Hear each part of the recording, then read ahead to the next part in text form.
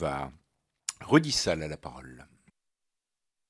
Oui, Monsieur le Président, mes chers collègues, je souhaite d'abord féliciter nos collègues rapporteurs qui ont fait un travail excellent et donc nous sommes heureux aujourd'hui d'avoir le rendu de cette mission.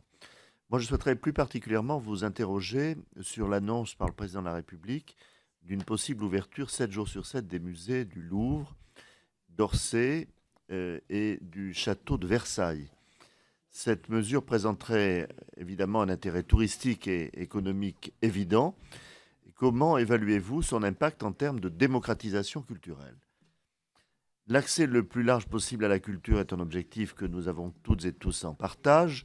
Comment, selon vous, lever les freins à la circulation des œuvres afin notamment de lutter contre les déserts culturels et favoriser ainsi une meilleure égalité entre les territoires? Enfin, comme le souligne le rapport et comme l'a dit Isabelle Attard, les collections publiques sont susceptibles de contenir des œuvres ayant une origine spoliatrice.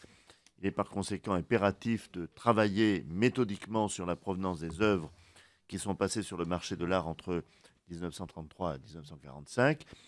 La ministre s'est engagée à adresser une circulaire à l'ensemble des propriétaires des musées de France précisant les critères déterminant le champ d'investigation de la provenance des œuvres et d'autre part à fournir chaque année à notre commission un rapport sur l'activité de son ministère dans le champ des musées nationaux récupération.